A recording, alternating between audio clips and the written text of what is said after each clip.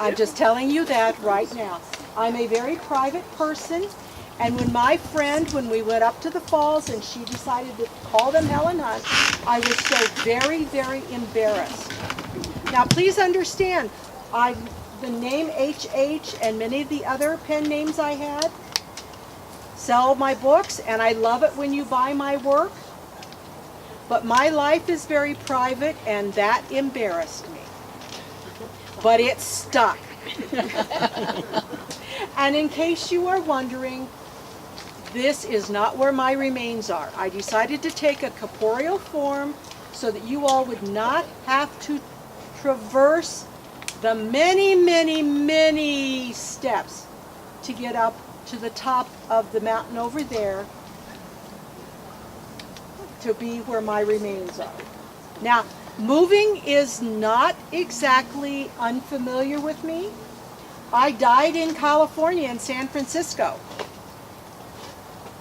And my remains were brought here, and my dear husband, second husband, William, honored my wishes, and he buried me at our favorite picnic spot near Cheyenne Mountain, which was just above the falls, about a mile south and west of where those 7 plateaus are that are the one waterfall. But for some reason, they felt it necessary to bring my remains down here. Bless William, at least my head looks out on the most beautiful mountain in the world, which is Cheyenne Mountain. Now, she said that I was an author and an activist, which is true. But I also was a daughter, a friend, a mother, and a wife twice over. My mother, who I loved dearly, had lost a child prior to me, a son. I survived. She had another child, another son who passed away, and then there was my sister Anne. Anne was an ideal daughter. I was not. As a matter of fact, and I'm going to pause just a moment.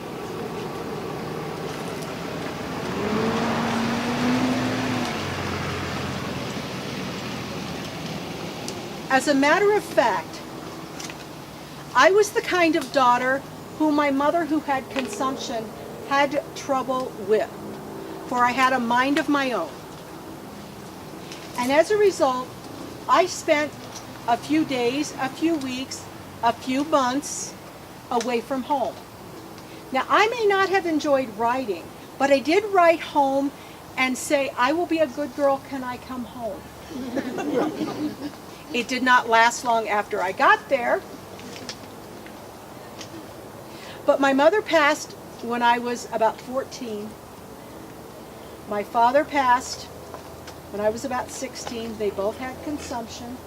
My father had actually gone to Palestine in the hopes of curing what he had, but he caught dysentery and passed away there and is buried in Palestine.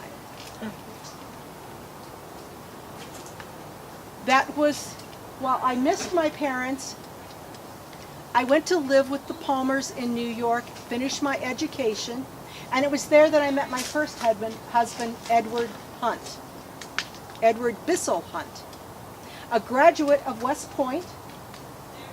We were married and we had 2 lovely children. Unfortunately, our first son passed away at the age of 11 months with a brain disease.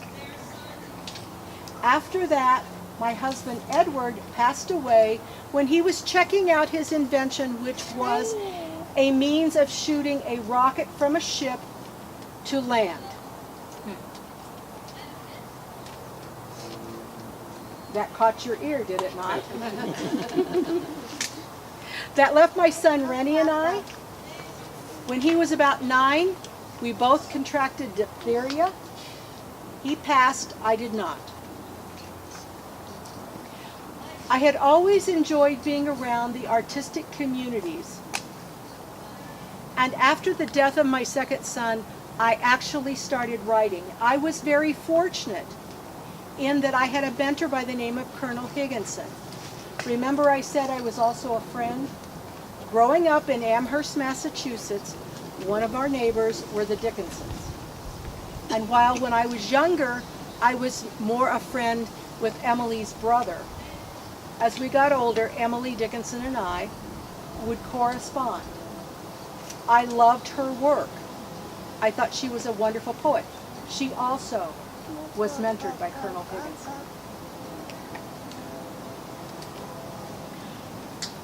I so wanted her work to be published. I finally convinced her to let me publish or get a couple of her poems published on the condition that we not use her name. But I succeeded. I even asked her, should she pass before I did, please make me your executor, for I will make sure that your work gets out to the world. Now, all of this was exciting to me, but like my parents, there was always the concern that I would have the disease that they had. I was always prone as a child to sore throats and coughs. Although I had traveled to Europe, traveled to California, loved California, when my doctor told me that the East Coast was not the best place for me, that I needed to go to a warm, dry, sunny climate, I thought I would be going back to California. No. He said, why don't you give this new town of Colorado Springs a try? So I wrote, as everyone should when you're going to be moving or going somewhere, you write your letters of introduction. You want to make sure that there are going to be people there that you can meet and you're not just showing up. Well, I came to Colorado and I went to Denver first. By the way, I don't like Denver. Didn't like Denver.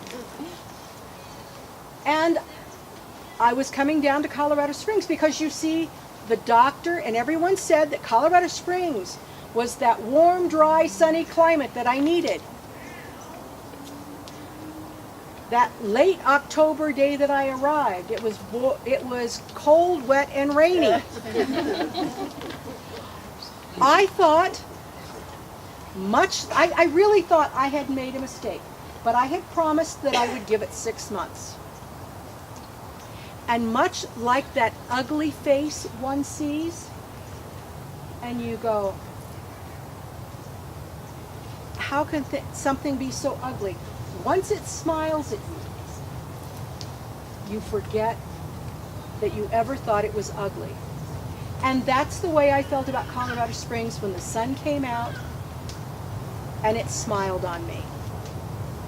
I will also tell you that even the cold, wet, rainy days in Colorado Springs, if you've ever looked out on the plains when it's frost and snowed and the sun comes up and that is melting and all the myriad colors and the change, it is absolutely the most beautiful thing in the world. Now, I did not necessarily I made Colorado Springs my home. I married my second husband, William Jackson. He said we were getting married. I said, are you sure? Now, I'm cutting it a little short, but it works that way. He bought me a lovely home. I loved the home, one problem. Even though he said we weren't going to spend money fixing on, changing things, I could only see the most beautiful mountain in the world, Cheyenne Mountain, from the kitchen window. No. So I had things rearranged so that my writing area was now where I could look out over Cheyenne Mountain.